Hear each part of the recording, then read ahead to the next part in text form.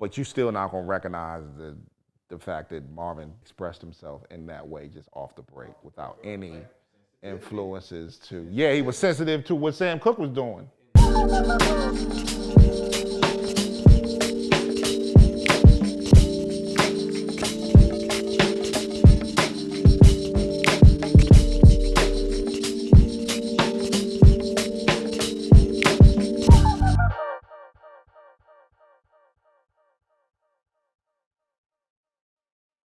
Welcome.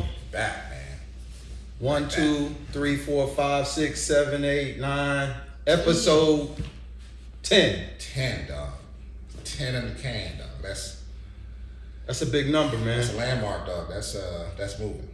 Some people might say that shit is small, but we like, look, we caught a fish this big, and it's this big. That's right. You know what I'm saying? It's our fish. So, welcome. I'm James. I'm Life. And we are Tune the Fork. We appreciate everybody tuning in and showing up and showing out. Yep. Been getting some real good feedback as always. Yeah, shout out to everybody who subscribed, who checked us out, man. Appreciate it. Yeah, we appreciate it for sure. And the playlist, the Spotify playlist, them joints is fire. So keep listening, keep looking. So the thing I wanted to talk about today, I think we tiptoed around it and had kind of side conversations around, this topic. But it's really just about, I think, especially when you're talking about people who create and artists and just individuals who have an ability that I think, at least from my perspective, has been kind of seen and pushed on me as a weakness. And it wasn't until I got much older in life that I actually saw it as a strength. Mm-hmm. And so I wanted to have this conversation. Sensitivity is a superpower, just to kind of reframe, just to have a conversation around what sensitivity is, right, how it shows up, right, how it contributes to people's interactions, right, and how it can turn and how you can use it for good and evil. Yeah. And I think especially for men, black men, being told that it's soft or being told that it's weak to be quote unquote in tune with things, you kind of push it down and it starts turning into something else. So as we've been talking about it, and as I said what I just said, what actually comes up for you? It's the fact that a lot of times the word sensitive tends to be understood as how you react or respond to something, to a feeling that you have, right? If something happens to you, how you react is based on your level of sensitivity. If you're seen as, like you just said, that whole man played out as conversation about you're too sensitive or you're sensitive like a woman or you're acting like, you know what I'm saying? Yeah. It's based on the fact that if something happens to you, then you respond to it in an emotional way. That is the classic sort of cultural definition of sensitive. But what you're saying is changing that to the fact that you can receive and empathize and you can feel things that come your way. Yeah. And then how you sort of either those things flow through you and out, or they stick with you and become part of your, you know what I'm saying? And then you turn that energy to something else, or it's something that you sit on because you can't express it. Yeah. So it's a lot of different pieces, a lot of parts. But I think the first thing is to make sure we understand what that definition has traditionally meant for men and black men in general, and what it actually means. I think what you said actually helps with the definition, right? Which is how you respond. Yep. And so when you think about an emotion is just a reaction to something. Yep. And so, at least from what, me just talking about it. Yeah. And so, what I think have been a more constructive approach as a kid is what's triggering the reaction. Yep. And I think that's the part that I want to spend some time with, because the traditional definition has been how you reacted. So if you're a little kid and somebody says something that hurts your feelings and you start crying, stop acting like a little girl, you ain't no punk, man up. When really, there is a certain sensitivity you have to the energy that is around you that's causing you to react the way that you do. And so rather than have a conversation about what you're feeling, we're being asked to adjust how we're reacting to what we're feeling. So yes. So when you say things like, and again, Doc, all of this, the people who say stop acting like a little girl, man up, they don't know. Yeah, they don't. You know what I'm saying? Because that's what they were. So they're really, a lot of times, and I think we can't say this enough. People have good intentions, but not realizing the damage that they're doing. Yeah. So they're saying what they think is a good piece of advice for you. Yeah. And I think that, we can get into that later, but I think that comes from a place of, a lot of times you can't let what other people do to you shut you down completely. You have to either let it flow through, you know what I'm saying? You have to empathize and understand and react accordingly, right? But you can't let it shut you down.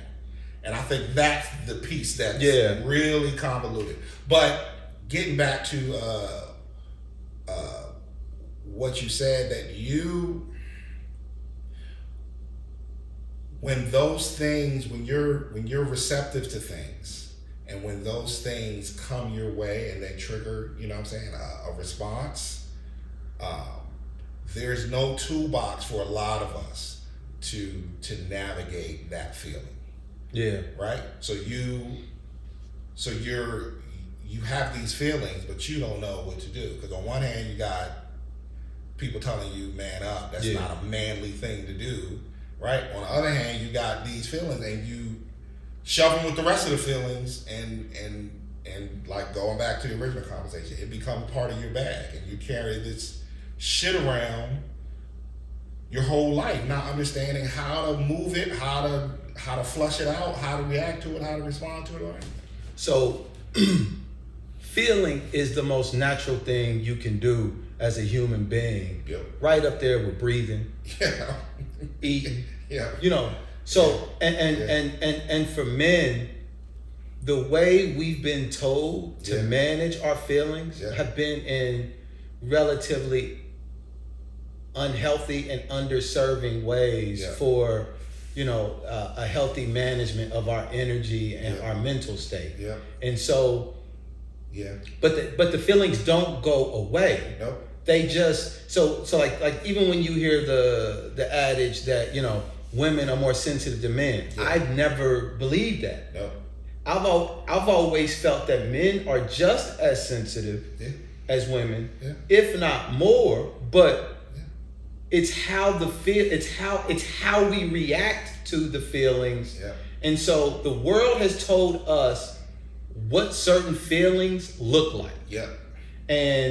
And what they don't look like. And so even the idea, notion of having this conversation is basically saying, hey, look, we're all feeling. And there are some of us who connect more naturally to the things around us and to ourselves.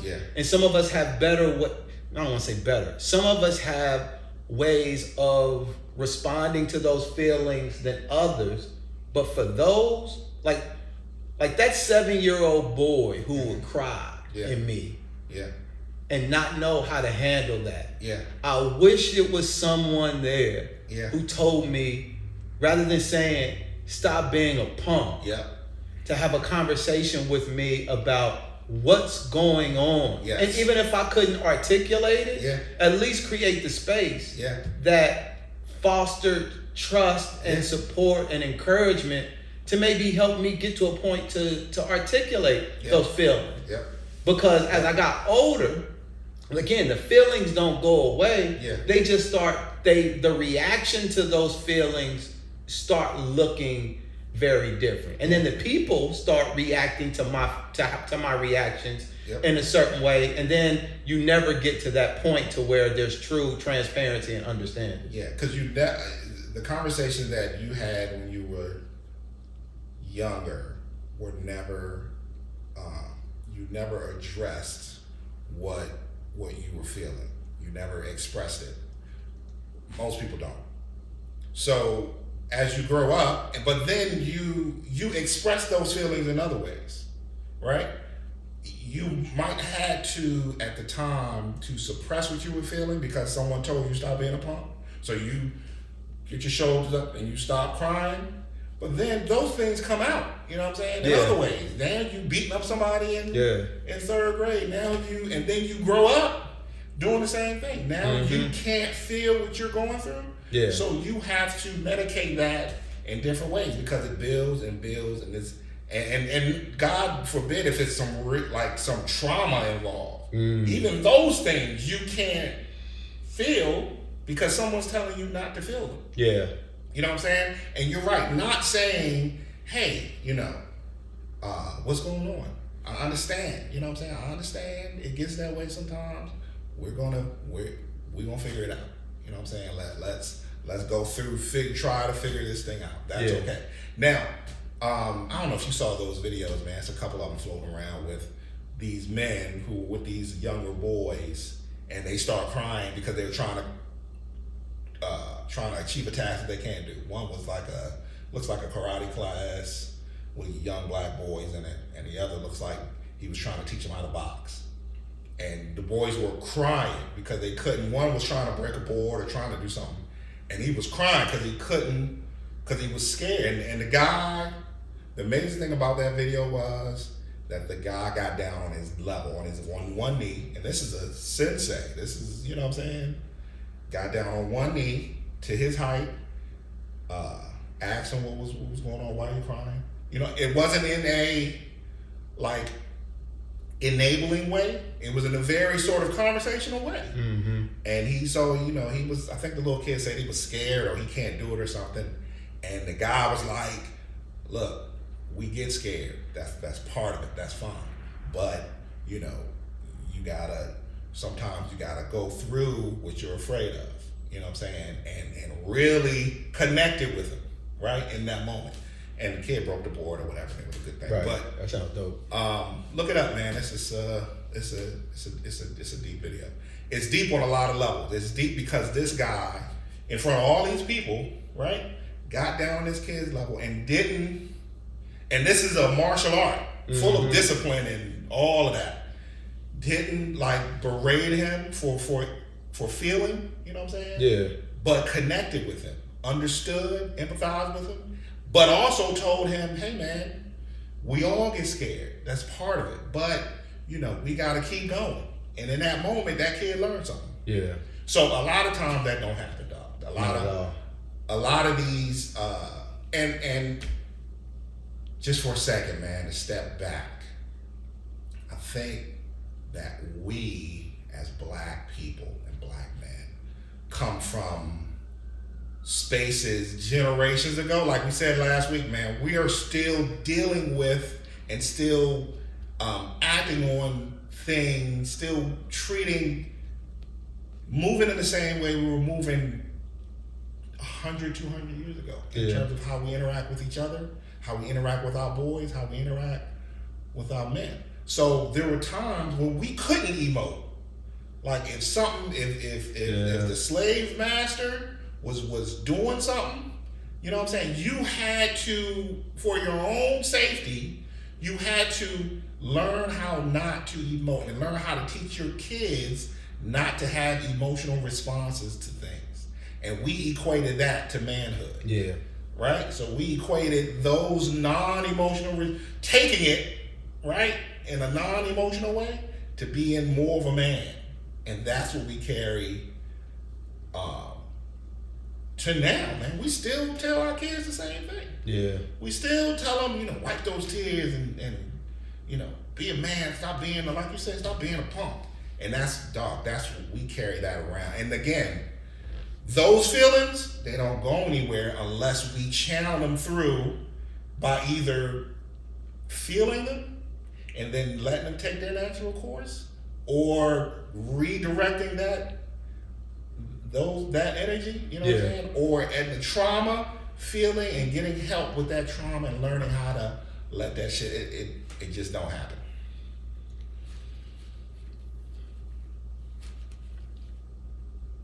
And we all have people in our lives, and little kids too, man. Yeah. Like you and I have talked about the young people in our lives, bro, who we know are sensitive.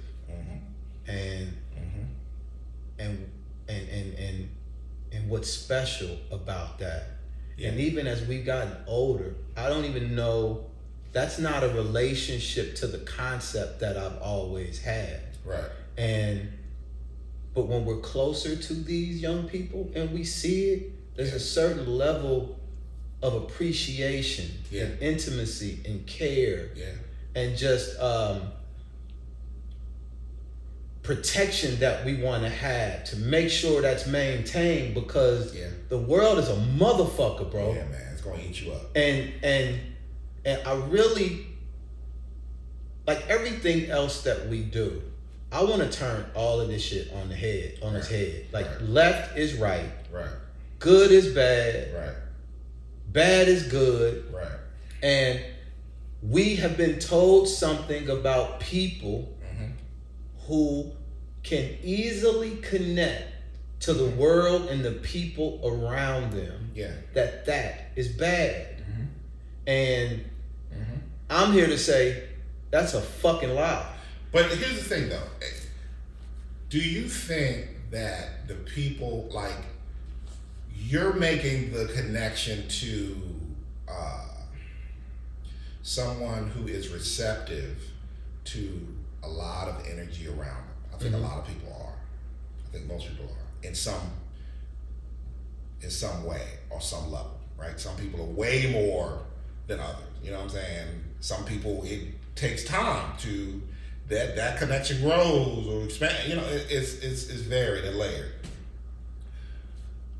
That connection, people on the outside looking in who don't understand what you just said, how valuable that connection is, I don't think that when they say the things that they say them with that in mind. With what in mind?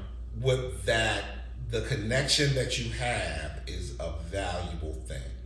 They think that you showing emotion in a particular way is a bad thing or a hindrance to your development. And I'm saying that that's wrong. That's wrong. But right. But they don't see that. That connection, those connections are actually a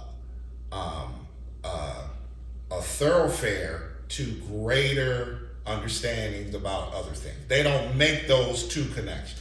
They don't, and that's the reason why we're having a conversation, right? Like all of this is to tune the fork. Yes. It's to shed some light. It's to offer a perspective about something in your life that you may have a very specific lens into. Right. And so the notion, and sometimes we do it. I mean, think about what we tell our kids. Like we tell our boys, just the police pull you over, just do whatever they say, just come home. Yeah. Like there's certain things, but there's a ramification to that too. Yeah. You also sending different signals, and so when some of these people are trying to get their kids to suppress those emotions and those connections, it's really in their mind, they're actually trying to protect them. Yes. And Yes. so they think that they're doing something good. Yes. But and so I'm saying that there's a way for you, because there's a difference between do you want to protect or do you want to prepare? Right. And you can't provide enough safety for a child. Right. They're going to become an adult. They're going to go out into the world. They're going to do their own motherfucking thing. Yeah. But so how can you? So the protection piece only goes so far. Yeah. How can you prepare them? Yep. And so a part of the preparation is helping them understand these things that are going on inside them, Yeah. and the relationship to them, Yeah. rather than just having them suppress it. Yes. Because they can't suppress it. Right. It turns into something else. And some people, Yes. and this is what shows up a lot with artists and creative people. All of that is super sensitive, super in tune shit. Yeah. And so, and that's why a lot of times, like, this shit is a superpower in a way to me, because of, and we all have these kids, bro. Like, if you've been around enough kids, I know everybody who got kids, who've been around kids, be like, oh, that one right there, he's real sensitive. Yeah. We know what that means. Yeah. So Yeah. everybody Yeah. got a person in their family, and to Yeah. your point, everybody feels, right? That's a human thing. Yeah. But there are some people who are just in tune a little motherfucking different. Yeah. And they just Yeah. are, and we've labeled them something different than what they actually are. Sometimes we call the kids, sometimes we put them on ADHD, sometimes we put them on medication, Yeah. and we do a whole bunch of shit. So Yeah. not because the kid is wrong, but Yeah. because the standard that the world has built can't support them in the way that they need to be supported. Yeah. And that's not a fault or failure of that child. Yeah, and there's a tendency in a society, man, and especially now, to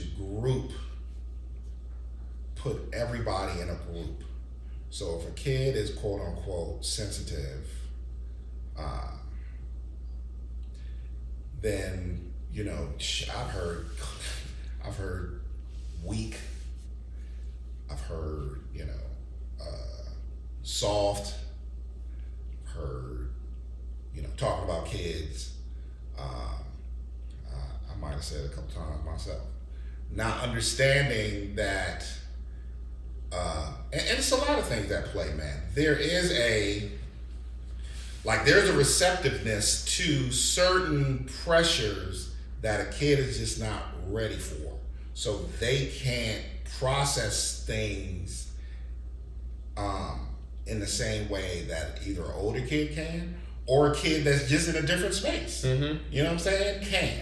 So the pressure that comes to them, and whatever pressure looks like for them, I mean, it could be something small, like a sports game, like a basketball game or football game. They can't process that pressure, so they shut down. In those cases, you have to understand where they are, what they're feeling, and teach them how to process differently. Because the world eats you up, you can't just break down, right? You can't just stop and break down. You have to learn how to process it. Because when you break down, all you really do is you just store it somewhere, and then it's just gonna come out later, right? So there is that aspect of it. There is an aspect of a different kind of receptive energy, where if it's a chaotic energy, you get that, and you give that back out. So you see those kids, you're like, he can't sit still. And you don't realize that his life is in a chaotic environment. Not necessarily chaotic in terms of what their household looks like, or whether they're poor or have money or whatever, but just the energy is just chaotic in their environment. And because of that, they're erratic, and that's how they process it, because they're more receptive to the energy around them. So what do we do with them kids though? We put them on medication. We put all of them on medication. Yeah. That's what I'm saying. The point is that it's so different, but our tendency is that we want to put them all in one bucket. If they aren't like a kid that can come in and sit down and sit still, or if they're not a kid that's running up and down the field having a good time playing sports or achieving at it, you know what I'm saying? We put them all in the same box without looking at these kids as individual people and seeing what's happening in them as an individual, and then responding to them and helping them learn how to process these things themselves. And we never teach them how to process. We only medicate. So they grow up medicated. And those kids become adults who learn how to process in the same, who learn how Medicate. to manage in the same way. Right. Through medication or which alcohol, drug abuse, all that kind of stuff could play into that. And so and it also goes into kids who've actually experienced trauma, like real life trauma. We don't teach them how to deal with it. We medicate. And then we're always surprised when these 16, 17, 8-year-olds are fucking drinking and smoking and out wilding and doing all, because they're medicated in the same way they've been medicated since they were 9. And so, shit, 30, 40, 20, pick your age. Again, it's how they're reacting that we're focused on. Yes. And yes. And that is the piece. Yes. That I think gets missed at times. Most of the time. And it happens in our own lives. Because I think for me, like now I'm too goddamn old to be. I mean, I guess I could go back and rescue part. Well, never mind. That's a different conversation. But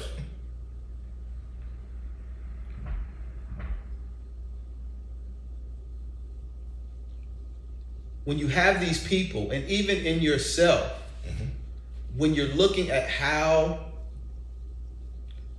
if you don't address this shit, it's going to turn into something else. Always. And so even as we're going through this, because I think we could talk about why, and for me, the why in terms of the world is, the world is fucked up. So why I continue to do it, why I continue to not see it in the other, is kind of the focus, is where I like to focus my energy in terms, because the world is what it is, right? And I think a portion of time can be spent building up what that contrast looks like. Yeah. But at the end of the day, we got to turn back on the individual and figure out how can you put yourself in the position to make sure that we're framing these things in the proper way for ourselves and for the people around us. Yeah. Because because if you don't get that shit together, and again, everybody knows who if they're that person, or if they have someone in their life. Yeah. Because for me, I've always been a sensitive person. Always been a sensitive person. Right. The shit turned into, after a while, it probably turned into anger. Yep. Turned into violence. Yep. And then that was physical anger, physical violence, and it was emotional violence. Yeah. And it was turning, and I not only was doing that to myself, but to other people. Yep. When really sometimes all the motherfucker wanted to hear was, "Hey man, give me a hug." Yeah. Or it's okay. It's okay. It's okay. But since I didn't know how to process all of this shit, and I was told that I was being a punk, and I was told that all of this other shit, well, if I ain't gonna be no punk, so let me go out here and be the exact opposite of a punk, which is a goddamn menace. And so, and I'm gonna go terrorize every motherfucking, the motivations for both are exactly the goddamn same. But one is a hell of a lot more destructive to me and the people around me. Yeah. And if I had done a better job, if the environment around me, if the people, and again, not faulting them, they were just doing the best that they could. That's right. And I was doing the best that I could when I was Yeah. Fucking old dogging. Yeah. So like I was only doing the best that I could at That's the time. right. But now in hindsight, I can have a different kind of conversation. Yeah. And Yeah. so what leads me here is the concept of putting ourselves in a position to understand our relationship to these emotions and to these sensitivities that we have. Because there's a lot that we can, if it is a superpower, which Yeah. I believe. Yeah. Like if you can walk into a room Yeah. and you can connect and be in tune with all of the shit that's in there. Oh, it don't feel right in this motherfucker. Exactly. Okay, let me bounce out. Oh, Exactly. something going on wrong with that over there. What's Exactly. going on with that dude? Like his vibe is off. Exactly. Like that's a sense. Yeah. We're fucking monitors and do we measure shit? We're seismic That's right. machines that can measure the vibe and the tone and the pressure and shit like that. And some of us are connected with that better than others. And then Yeah. when you can do it real dope, and then you learn an instrument, then Yeah. somebody says, oh man, he's a great artist. Yeah. He's a great musician. He's a Yeah. great drawer, whatever the Yeah. fuck it is. Yeah. But these are people who have found ways of using their superpower for good. Yeah. Because you can use the shit for bad too. Yeah. Well, and yeah, you're right, dog. But again, the good or bad is all really to me, is surviving the fact that you didn't get what you needed in those moments when you were realizing how in tune you were, when you were getting those sensitive moments. And crying is just because you didn't know what else to do. Like you're getting these things, you getting this stuff floating around, right? You just don't know how else to handle it at that young age. You know what I'm saying? So or it could be someone's hurting. And maybe, but who's to say crying is bad? No, I'm saying, that's what I'm saying. But that is how you expressed it. But then somebody didn't say to you, hey man, it's cool. It's all good. You know what I'm saying? Sit on down. Let's chop it up. Let's talk about it. You know what I'm saying? Let's figure out what's happening, and you're good. It's okay. You know what I'm saying? Whatever it is, it's okay. We're going, right? Take you under his arm and have those conversations with you. That didn't happen. So again, you grow up, like you just said, you can either be, I'm gonna flip that completely. I'm not getting that shit. I'm getting it from out here wilding. You know what I'm saying? I'm getting that same, I'm medicating those holes with this wilding. And art does the same thing. It medicates those holes. Well, it might not. Well, the individual gets to determine what's medicine. Yes. Because like a part of Yes. it might be, this is just what my outward expression is, and Right. and so I might, because sometimes if you're not, because again, if you're holding it in, if you're not managing it right, it turns into something else. Right. If your natural disposition is to create, Yes. and you're in a world that limits you from creating, Yes. you might be doing something else. Right. And so medication in that might look totally different. Yes. So the environment Yes. will kind of dictate, and the individual will dictate what's quote unquote medicine. Right. Or what got turned into something that, because when I say good or bad, I think I'm speaking more in terms of what is it's I know you're gonna pick it apart because it's all of service to you, but just in terms of if it's aligned with where you are. Because like we know what good and bad means when we're talking about our kids. So we would never be able to tell our kid, oh yeah, I beat the shit out of you, but that's just in service to you. Like there's a part of it when you say my bad. Yeah. And so Yeah, there are these things that we do that we know aren't necessarily of service to us or Right. or a reflection of what it is of our best self. Right. And so when these emotions and these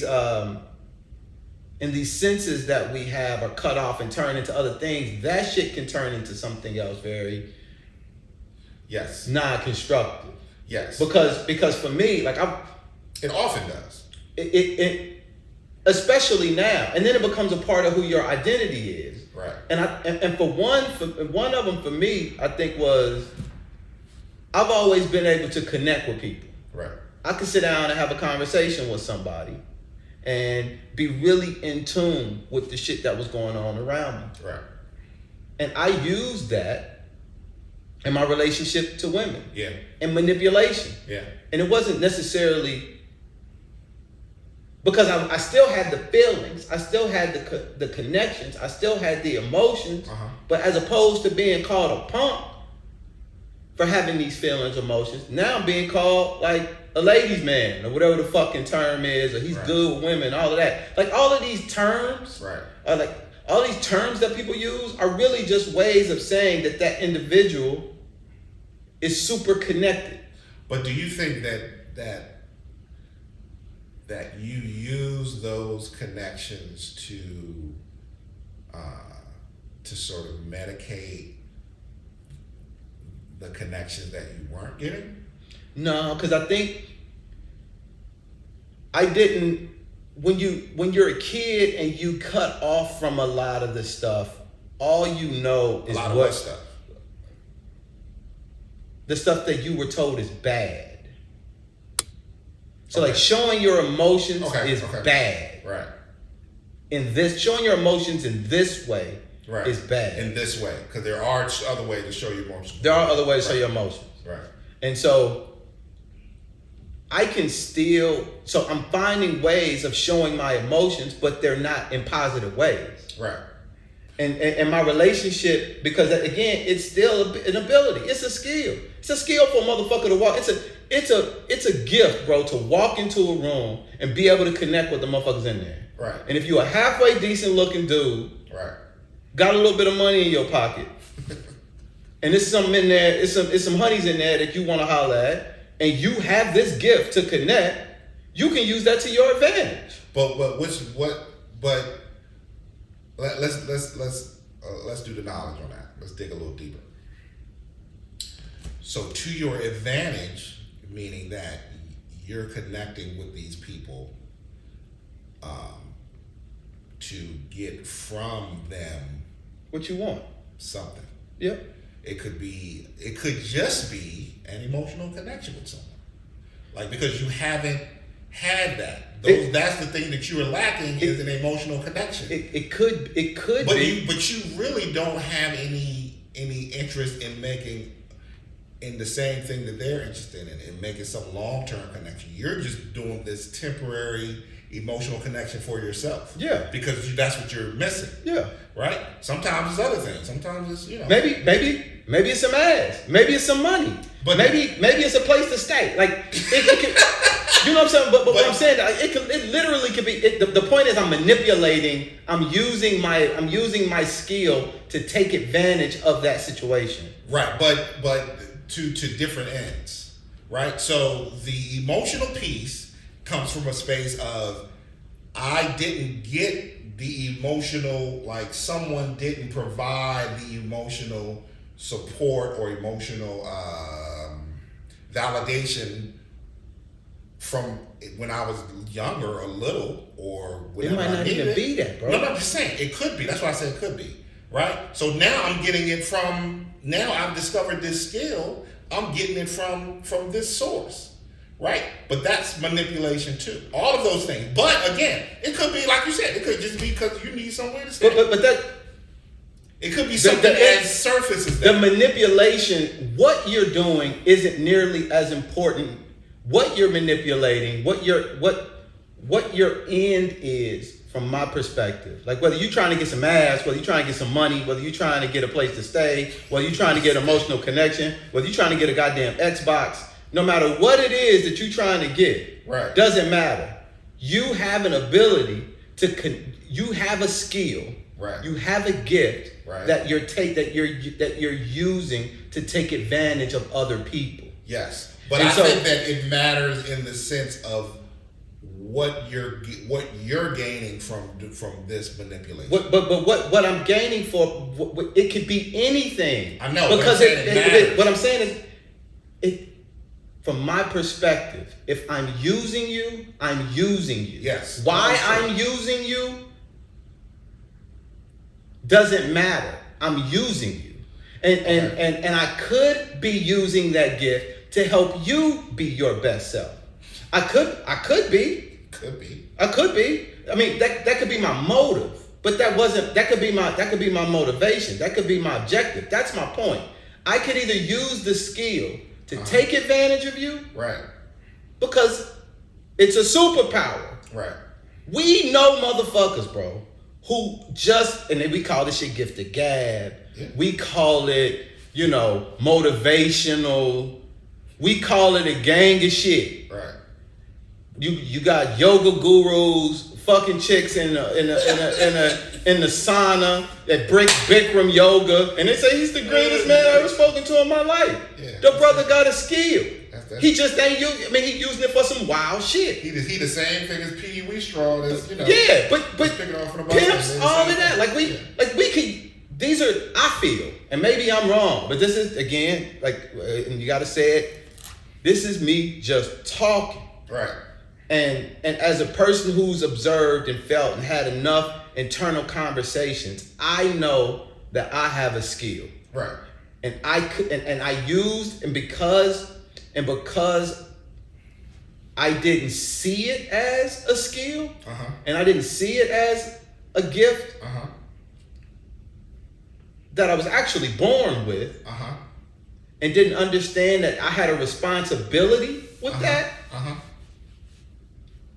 I didn't do the best that I could. I did a lot of fucked up shit with it. Right. But And suppressing the feelings. yes. And not being taught properly about who I was. Right. I felt contributed and led me and put me on the path to have those kind of outcomes. Yes. Okay. Dog. All clean. But if let's do the knowledge on.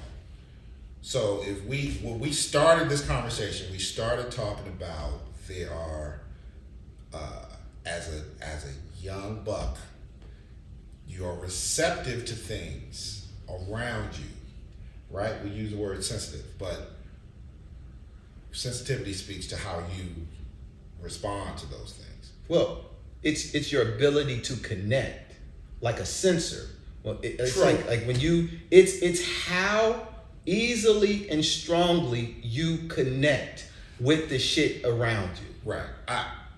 Yes, but I think in terms of how we speak about people, sensitive. I think we splitting hairs though. But right. So if you're sensitive as a young buck and receptive to things around you, Can I stop you 1 second, please? Yeah. Just 1 second. Yeah. They're calling how we react as sensitive, Yes, that's what I'm saying. not what we're reacting Yes, to, that's what I'm or saying. not why we're reacting. That's what I want to So say. when you're saying so there's a distinction. We're being Yes. they're calling us sensitive for how, not the fact that we connecting. Right. They don't give a fuck if you connect. Exactly. They just want to see how you connect. Yes. How you react to your connection. Yes. So if you crying, if you pouting, if Yes. you being a bitch, all of this shit that we tell people, Right. if you being soft, If you're being sensitive. if you being Sensitive itself is a negative term when you but when you apply to it's people. right, but it's what I'm and that's what I'm saying is the superpower. It's not weakness. It's Right. it's the reaction piece. Yes, but I'm just saying in terms of how people use the language. I'm sorry, I didn't mean to cut you off. No, you good. So if you're receptive to all those things that are around you, right? Mm-hmm. As a young guy, And you react a certain way. right? Okay. And then those reactions cause people to force you to suppress whatever that is, or see your sensitivity as a bad thing. Mm-hmm. Right? So at some point you realize that you need to turn that sensitivity into something else. Maybe. Right? And then you realize that sensitivity is a skill for you to manipulate people. Because you're in tune with whatever's happening in the room. Like I don't think it's a conscious thing, though.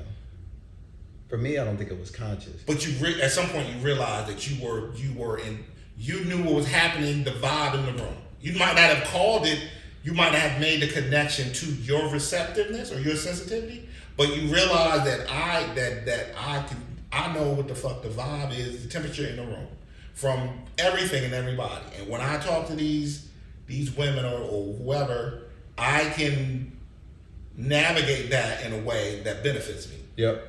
But you didn't make the connection that because I was told that my initial receptiveness is bad, I turned that into this thing. I didn't make that connection until like about A week ago. Before we hit record. No, it's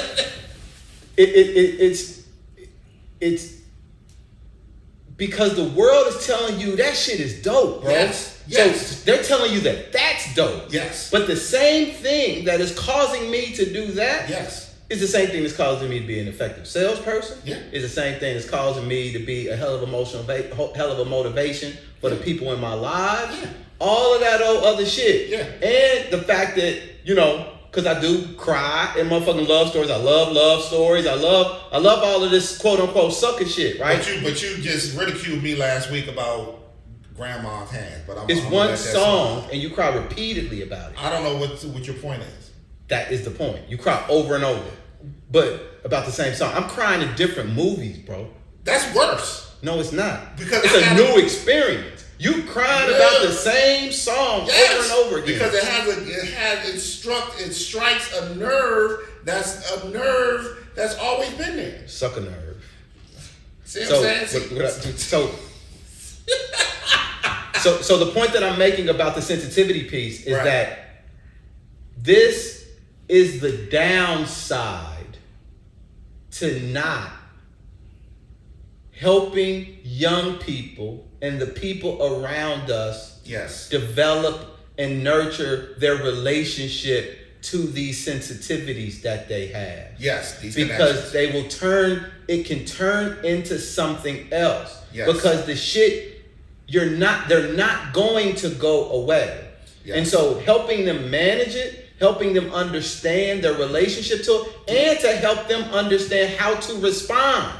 Because it's always been about how we reacted to the emotions that they cared about. So when your kid, and again, we know all of these motherfuckers who are super sensitive. Yeah.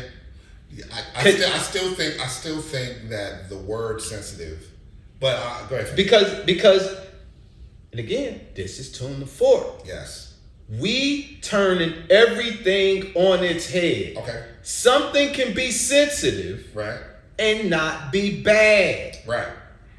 It's just, it represents how connected Yes. and how receptive you are to the things around you. Yes. How you respond to that could be weak.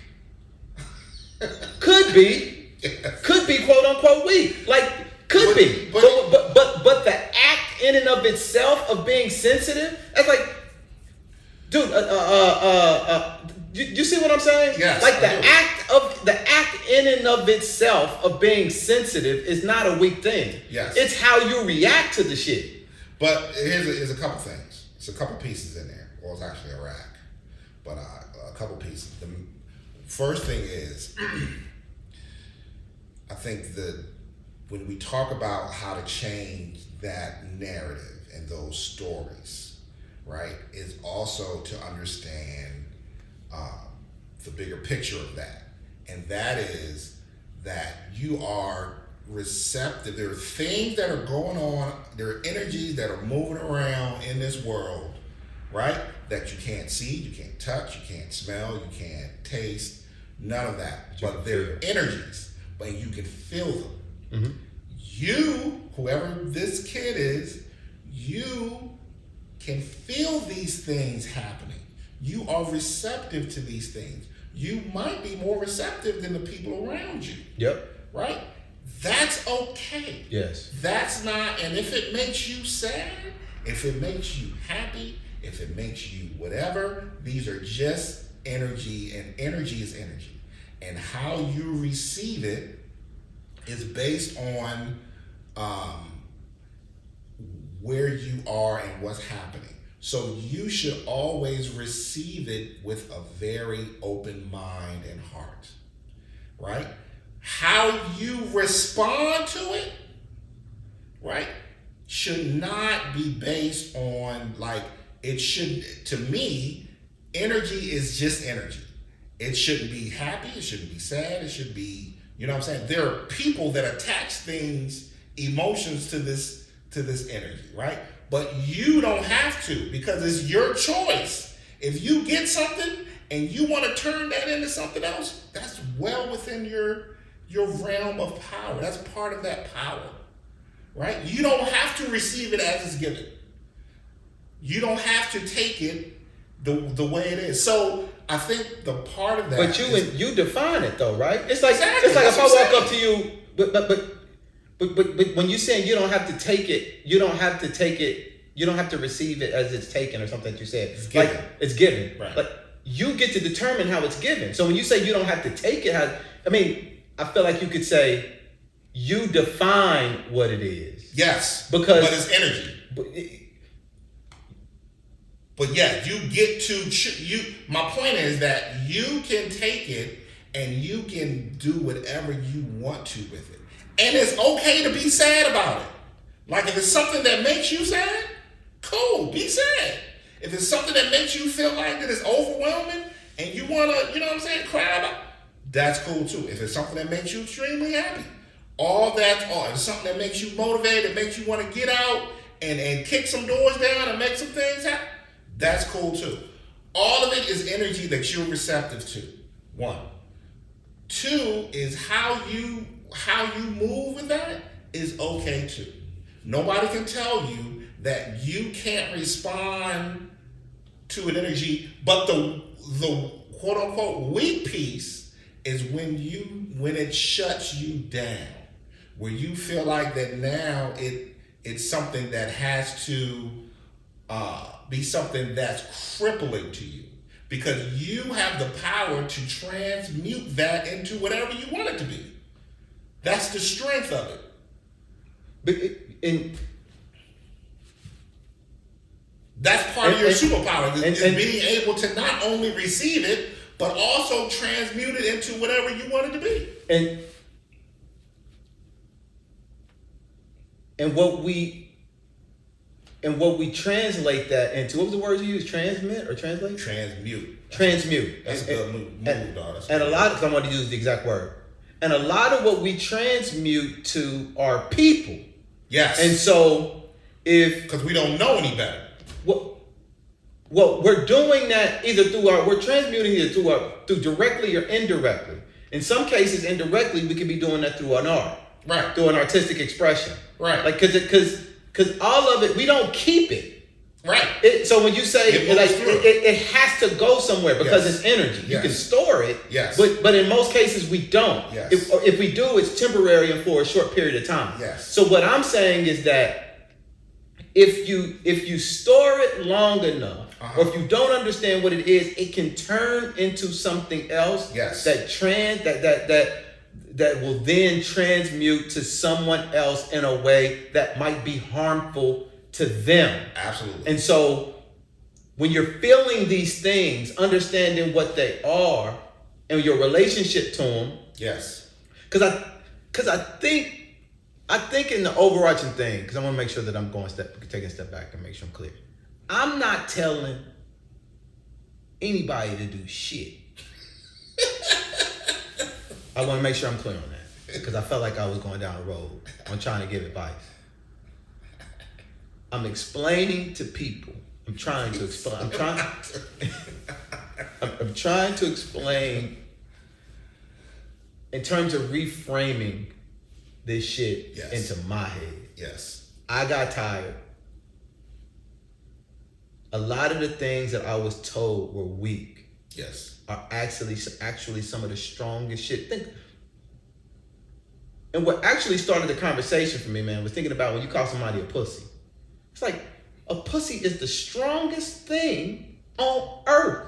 Motherfucker bursts human beings, expands, constricts, like it does all of this shit. Yeah. But when you want to demean and belittle a man and make him feel weak, you call him a pussy?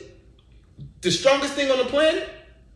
I mean, enough of us have heard that kind of contrast by comedians and shit. But I'm like, that sounds kind of crazy. Yeah. Like that's actually a strong thing to be. Yeah. And I'm like, oh, what other things? I started going through all of this shit in my head. And it's really, and this conversation really is for mainly for me, and in trying to understand and see the people in my life, young people, specifically young men, dog.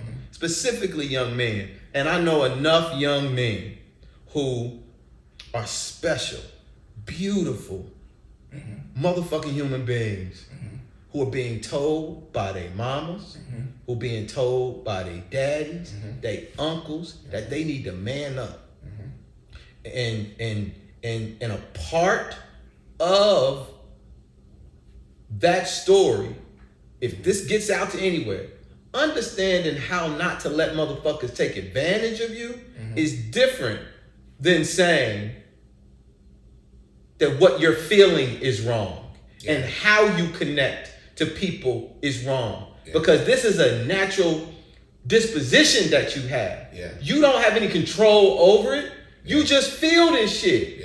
Now you can spend time on focusing on how you react to the shit, which is what I tried to do, and to better understand and to control my emotions, to feel them, let them run through me, but understand like how to constructively control them. But to not let the world tell me more motherfuckers need to be in tune with other people. Maybe the world would be a better place if we wasn't walking around disconnected thinking this thing ain't connected to this thing, ain't connected to this thing, ain't connected to this thing. Maybe we wouldn't be doing so much fuck shit. And you see what I'm saying? So that's what I wanted to say. I agree with you. I think where we are today in terms of culturally, society, black people, black men, like I said, we have not evolved to a space where we understand the importance of empathy, the importance of understanding how those energies work around us, and how you can relate those to how some kids are moving around. We haven't made that connection because, again, there's no group for it. So it has to fit in a group that we're already familiar with, and most of us aren't familiar with that group. So that's what we do. We take it and we put it in something that we understand. And what we understand is you're soft or you're weak or whatever. You need to man up, or that's what we put them. Because they're not equated. And it's sad too, bro, because they're not synonymous with one another. What?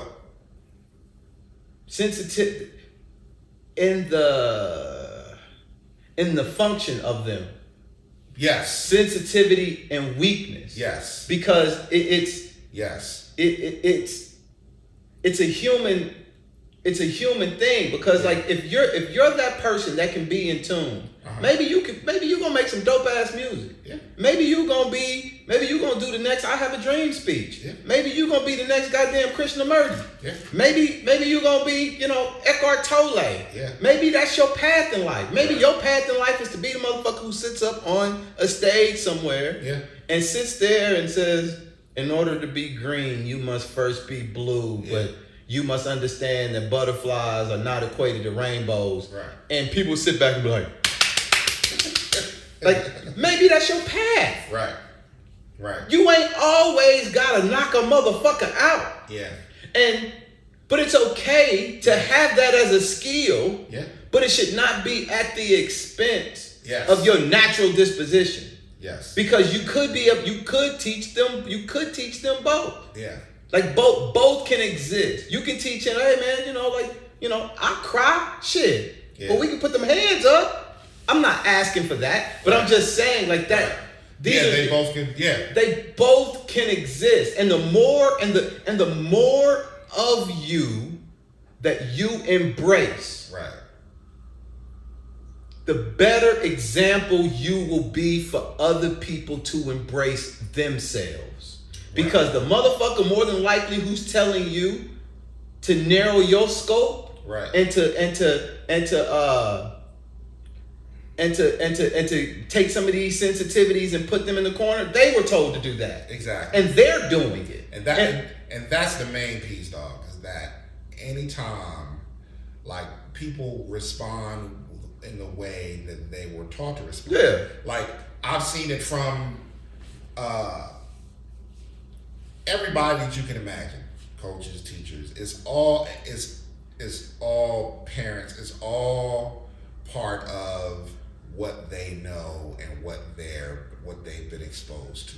And if they can't understand, like I said, dog, it comes back to if they can't understand, identify what's happening, they have to put it somewhere.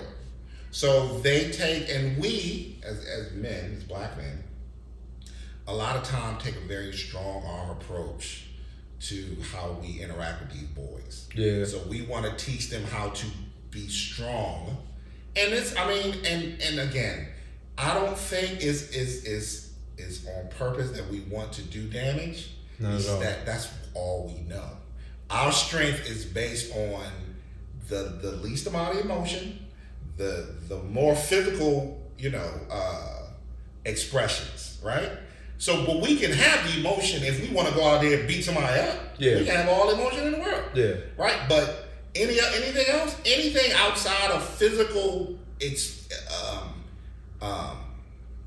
anything outside of a physical expression of emotion is not where we are as a culture.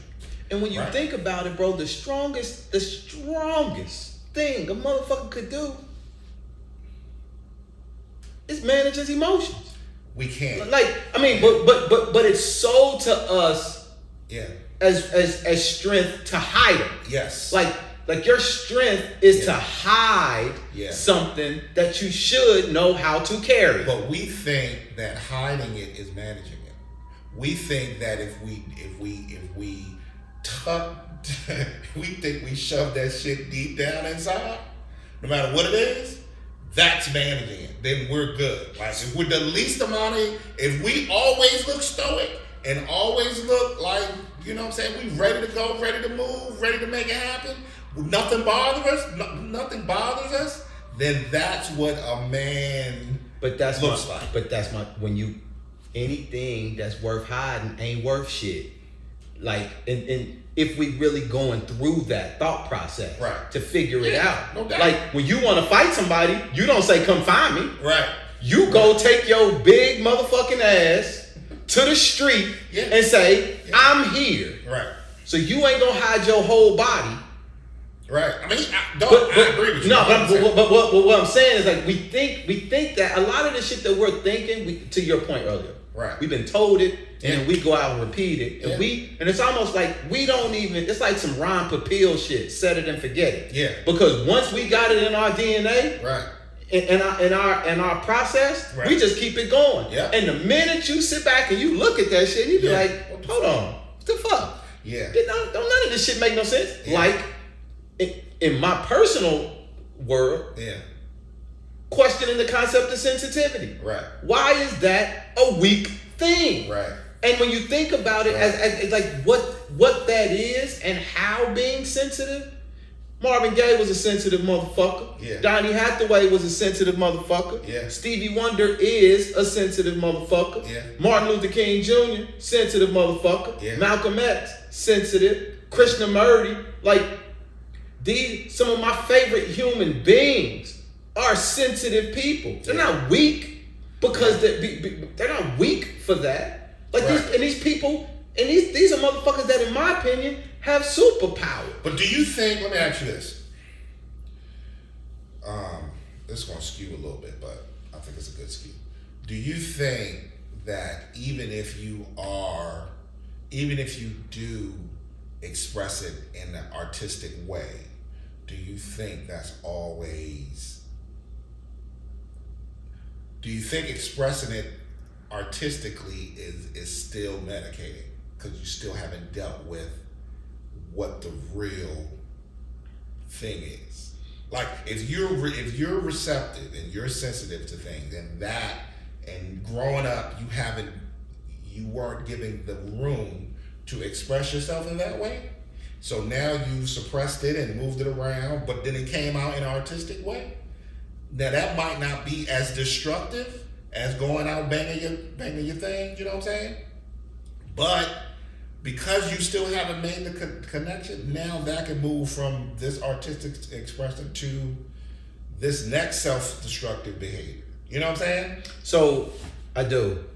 And I think that varies depending on the individual. Right. Because there still is work to be done on the self. Right. And that is a choice. And so all the people that this is shit that we talk about, bro. This is a part of our DNA. Yeah. So when we talk to when we know enough creative people. Yeah.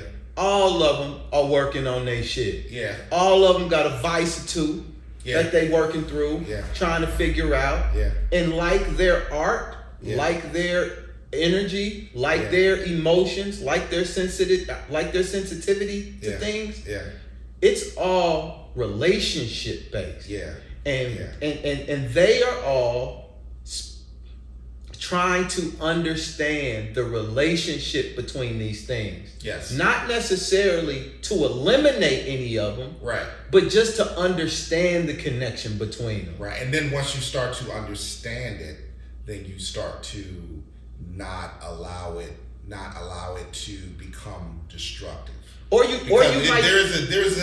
There is a easy, and we can see multiple artists who've made the easy transition to this incredible and creating incredible art into self-destructive behavior. And those are connected. They are, and that might have been their path. Like so, apart. It's like what did I hear? I hear Nat King Cole as an example. Never wanted to stop smoking because he thought his voice sounded good because of the cigarettes, right? So he's never gonna stop. That's a point to me. I mean, it's not the same thing, but I'm just giving an example. So sometimes they're connected, but sometimes understanding it is actually you can use. How do I put this? I know a person who engages in a very specific thing. Yeah. In order to use the feelings and emotions that they get in that space to put it in to other things that they're doing. But do you think that and that's my point exactly. So, and a lot of people do that. A lot of people feel like that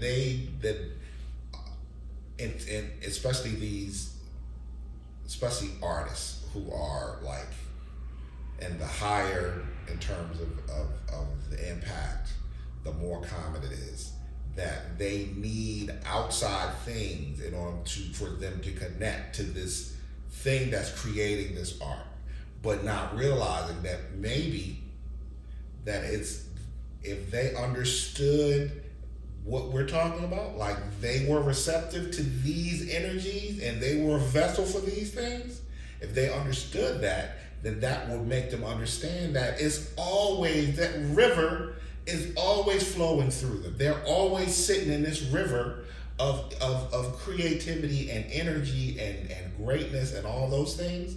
They don't need to tap into it through using from outside space, outside things. It's always there. But so what happens is a lot of times these artists that become self-destructive behavior. Or feel like they have to have some kind of connection to something else in order for this creativity to flow through them. So let's say it's not self-destructive. Let's say it's constructive. The universe is always that the universe, the river exists for all of us everywhere all the time, right? So the artist could not. So I think it just depends on the individual. Yes, but Because the river still exists if they were doing it in a constructive way. But we talked about truth, and the truth is, even if it's constructive, that's not the thing that connects you to whatever greatness that creativity comes through. But that whatever that external thing is, whether it's whatever it is, it could be anything. But that's not the thing. But the truth is, the thing is always there. You just have to understand that it's always been there. For them and their path, that is their relationship to it. So all of those things and how they're connected and this is what we talk. I agree with what it is that you're saying. Yet still, I exist in a restricted space right now, today. Like, even as you're saying that, the world is everything, the universe and the river is every form. We all do. But that's my point. Right. So that's exactly that's what I'm saying. So like everybody is existing within that. So for these people for the artists that you're talking about to go into that space, they're just managing it and doing it in the best way that they can, like everybody else is doing. So if they're only carving out a piece for their shit, and maybe for them and their life story, a part of their shit is some destructive, because that's that relationship shit, but if they're aware of it, because my shit is, bro, be clean with your shit, right? And there's some motherfuckers who sit back and be like, yeah, I know what I'm doing, I understand, and this is what it is. And so when you sit there and you speak with that level of clarity and awareness about what's going on, and you still choose it, oh, we good. At least from my vantage point. But again, yeah, dog, that's clean. But again, I submit to you again that if you start to understand, and I don't know how we always end up here, the difference, the juxtaposition of the actions and the why those things are happening, right? And I submit to you again that if you understood that I am a vessel, I have always been a vessel, but when I was coming up, me being a vessel was a bad thing to everybody around me, so I changed my behavior. So if I understood that I'm going to go back to being the vessel, I'm going to clear out all of the blockage that's been there, I'm going to go back to being the vessel that I was, that not only would those creative things flow freely, they would flow stronger. You will be able to access them whenever you wanted to. You will be able to understand that this is what God created you to do. Because when you say a path, that's a path that you created. Because of the shit that's happened to you, you take all of the shit that's happened, it's still there blocking you.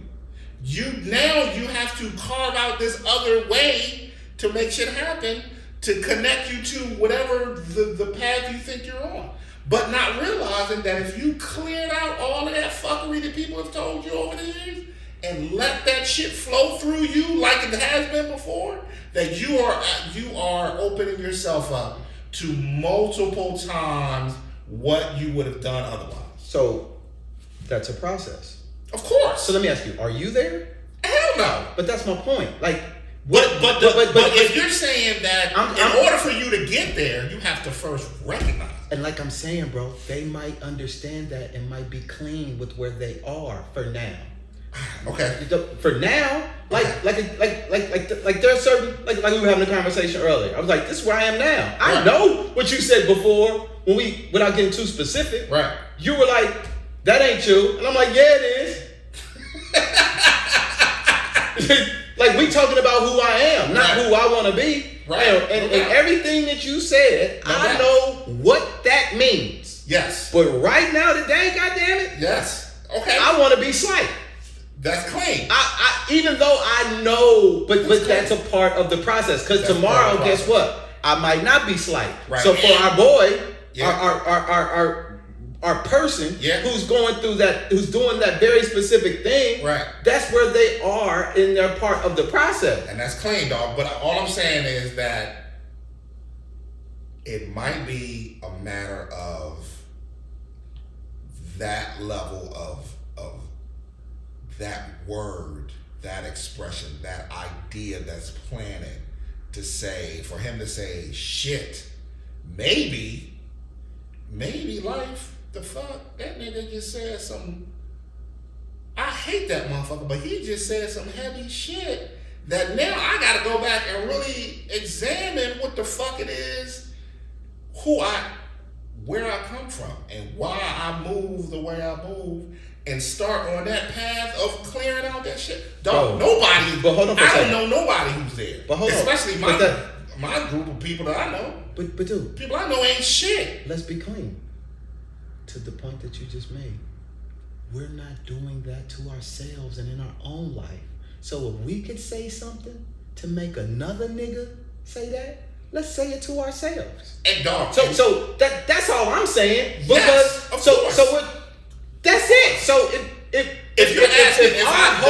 our hope is to say it to somebody else to get them to do some shit that we ain't done. No. You asked me, am I there? Have I cleaned out all of that shit? Fuck no. But I recognize it. But you just said, I'll submit to you that maybe if they heard me, we say it. Like, this is what I was saying before. And I say it this is what I'm saying before. I say it based on my experience. But this is our now, life's I'm not saying work. nothing. So I'm we're not saying having- nothing that I wouldn't do, or I wouldn't hold myself accountable to do. I know, life. I'm just saying that these are the conversations that we're having with these people anyway. Because this is what I was saying earlier. This is our work. Like, this shit is built into what it is that we're doing. Right. And the conversations that we're having with these people. Right. So if I'm talking to this nigga, Right. and this nigga saying what he's saying, Right. and you're saying, "Well, but the rivers and the flow," and I done already had that conversation, and I understand how difficult it is when I tell myself, and I don't do nothing different. Dog, and so I'm not saying it in expectation that a motherfucker will immediately be like, and automatic. I'm just saying that. We're saying the same thing, bro. Yes. Okay. Just want to I'm make sure we're just clear. saying that to say, yes, I've met motherfuckers that I've had that conversation with too.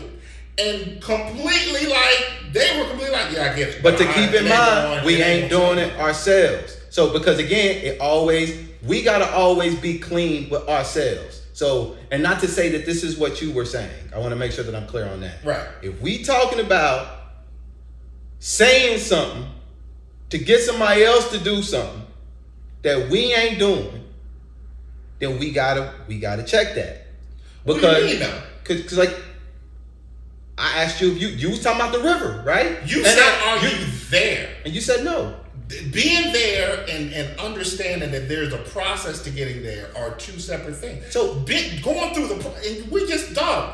Our whole shit has been about a process. So going through the process means you're gonna go back and look at this, and I said the whole thing about the process, bro. I said the whole thing about the process. But the difference is when you said, "Are you there?" That means to me that I am a motherfucking flowing river of that I've cleared out all that shit, and my shit is flowing like I intended it to.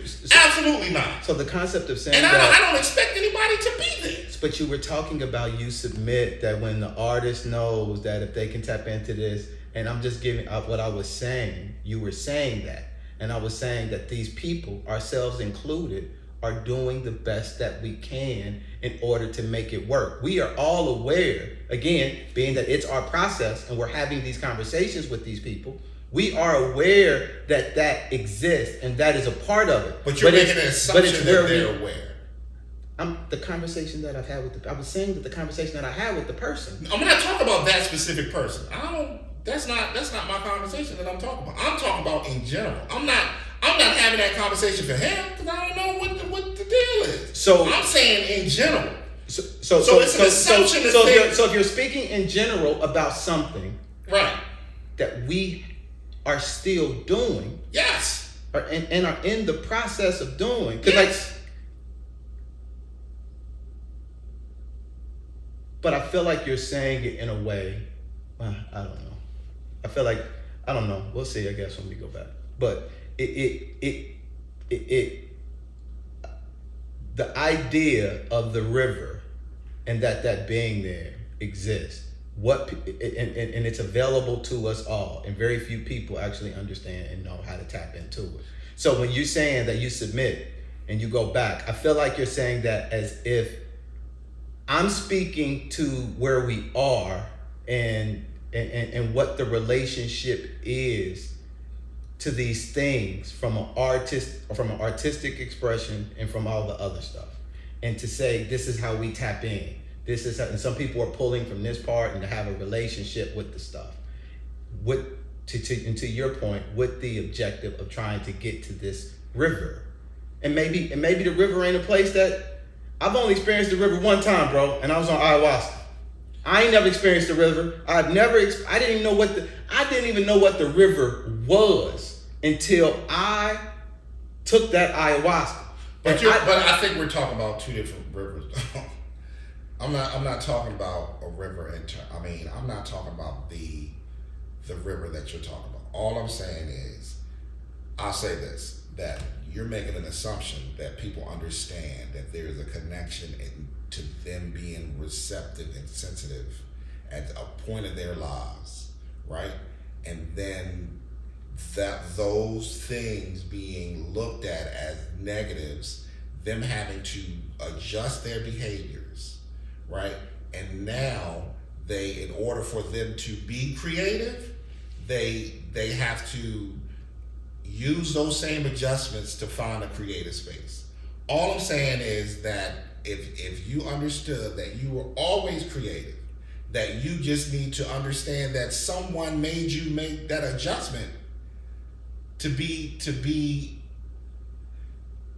move away from the fact that you're a sensitive and you're receptive to the energies around you. That's all I'm saying. I'm not talking about no ultimate God rivers of flowing.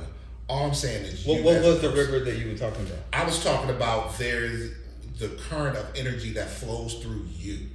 That's the same thing I'm talking about when I say ayahuasca. That's not what I'm saying. So when you're talking about the energy, I just asked you what were you I'm talking about being receptive. And you said the energy. And so when you said we're not talking about the same thing, what I'm explaining to you when I brought up the ayahuasca is I am talking about that. I've never felt that energy flowing through me. It was only a concept that I've never felt it. That I actually felt it. So what was the difference when you were younger and you felt receptive? I don't even remember how I feel. I don't even remember how I felt when I was younger. Okay. Like that kind of stuff. Like in terms of like fresh, like when I was a baby and 4 and 3 and like I have moments of like flashes of positive and negative experiences. I'm talking about the river that you described of the energy flowing through you and being able to connect and have access to all of that. That's what I am saying that I have only felt one time in my life that I can remember. It might have been when I was a baby, just right out of the JJ. But as on that ayahuasca, bro, that's and maybe anyway. But yeah, that I ain't never felt that before. Okay. It changed my life. It absolutely 100,000% changed my life. And I wish, and if that's something, I would love to tap into it on a regular. But no, I wouldn't. I don't know. I think I'm cool. I've seen some people talk about it online, and some people are like, oh, I'm good. I don't need to do it no more. I got everything I need to get up out of that space because it's a lot. No doubt. I ain't really been listening. I've been listening to music, but I've been listening to the same shit. You know, I started to reread, man, Miseducation of a Negro. Carter G? Yeah. That motherfucker's hard to read, bro. I know it is. I've been like, trying you gotta to read every sentence like 12 times. Yeah, but I think it's something new in there, man, that's in there that I haven't found yet. Like it's something new. Because right now it's still the same sort of adage. Some things I agree with, some things I don't. What made you go back? Did you ever like it? Like when you first, like I didn't finish it. 8th grade. Like that's the last time I read it. And then the the whole Black History month thing. Mm-hmm.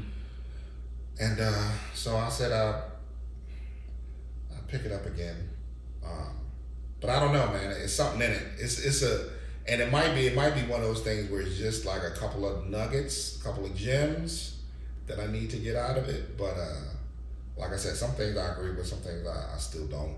But yeah, I've been sort of on the same things too, man. We've been busy, man. Yeah, moving around. Doing a lot, dog. Doing a lot. We get ready to pop like the Weezer. Yeah. But I say this though, in terms of music. Did you see? I don't know if you probably did. Sam Cooke has a documentary on Netflix, Netflix. or Amazon. Nah, I heard about it. One of them. How is it? When you see it, dog, you're gonna. It's Sam Cooke, and this is probably for another podcast, and we're gonna start a whole nother fight. But Marvin Gaye stole 80% of what he does from Sam Cooke in those days. I said what I said. When you see him, you're gonna see mannerisms of Marvin Gaye. You're gonna see how he sings, how he moves, even how he looks. So say what you just said again. Marvin Gaye stole. I would say 80%. still. Let me not say still. Because I mean, that's a strong word. Let me pull back. Let me fall back a little bit. Marvin Gaye is heavily influenced by Sam Cooke in his deliveries, in his vocals. okay. Watch it. Just watch it. I'm gonna watch it. Watch it, and you're not gonna agree because that's just how you are. But I'm gonna try. Dog, see, you can't help but to see. Here's what I'm learning. I'm going to try to see it your way. Dog, don't this see is gonna it be my way. this is the truth. This is a Burger King. This is a Burger King special. I'm gonna see if I can see it your way. I'm gonna go in and try to look for the similarity. Dog, you don't have to look. It's so obvious. If I got eyes, I'm gonna see it. Dog. All right. Every movement, when he's performing, his singing style, even when he's being interviewed, it has a lot of Marvin Gaye in it. You know what I mean, man? I'm gonna start calling this iPad. We gotta get this iPad a name, bro. Yeah. We gotta call it the idiot screen. Something. We gonna call it something. Yeah, so I watched that, man, and I still can't, because a lot of what Sam Cooke did was really sort of that. Bro, I didn't know he died that early. Yeah, he died early, man. He died real early. He was off some 33? bullshit too. Off some bullshit. And he was one of the first artists, dog, that opened his own label, owned the rights to his own music. That I did hear. I hear he wasn't fucking around. Put other groups, Bobby Womack and all that, put other groups on. He did a lot, man. He did all those things. I think I need to sit with Bobby. Yeah. Bobby had a group, man. The Womack brothers was dope too. But yeah. So you see it, dog. All right, I'm gonna see it, dog. Cause I've seen a documentary. I don't know if it's the same one, and I was like, I don't know why I felt compelled to watch it. You'll see. Just and I said it immediately. I said that's Marvin Gaye. Even he kind of looks like him a little bit, like in his performance. Here you go. And Sam Cooke has a lot of Jackie Wilson in it. It's an interesting little setup, man. But all right, let me check it out. Check it out. So, sensitivity. Rivers. Sam Cooke. Superpowers. Superpower, Superwoman. Yeah. This is all again. Last thing I'm gonna say about it, dog. This is, even though we are coming from a black man perspective, I think this is a people thing. I think it's a lot of these elements, a lot of these things that we're talking about are people things, but because we are who we are, that's sort of the perspective we're coming from. Yeah. And it's a unique. It's it's unique, but it's similar. Yes.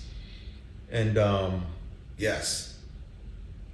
Yes. and that's the crazy part about it too, because like even when you say black, like when you go, somebody look at it like, oh, my dad told me to shut the fuck up too. Yeah. You know, he's Italian. Yeah. Yeah. Or you know, whatever the case may be. So it's definitely people. we're not unique, and I think that's really why I think I wanted to kind of like at least have the conversation, because this ain't you know, we all are plugged into the same matrix, and we all getting the same stories, stereotypes, messages, and sensitivity being a weakness is not just, you know, in our community. It's just it's in the world. So and I think, man, also women have a particular like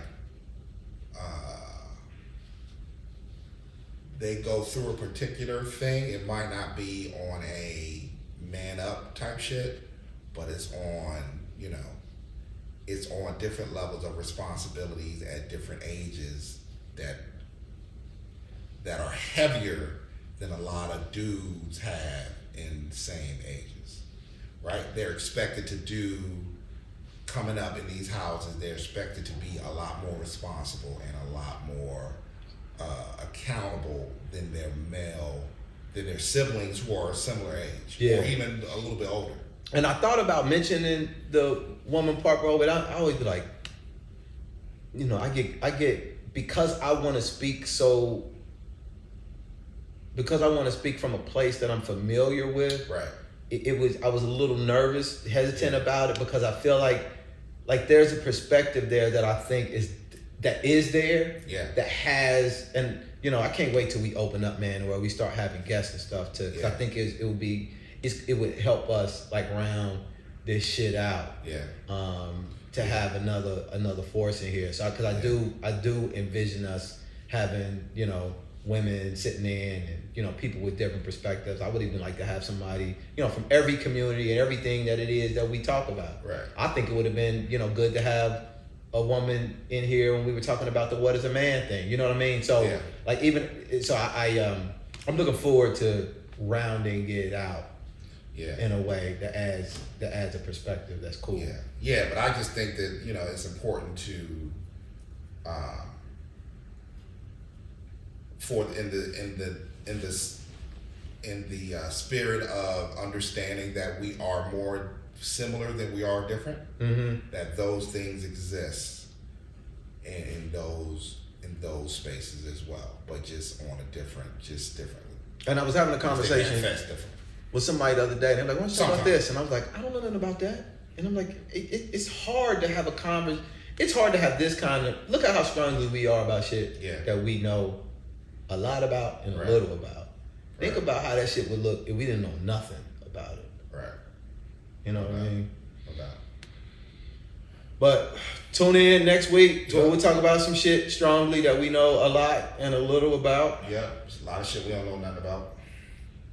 But we're gonna act like we are experts. Just watch a couple YouTube videos, man, documentary. Man, we doctors. We on this time next week, I will be a Sam Cooke aficionado. But you still not gonna recognize the fact that Marvin, you know. Nah, I ain't.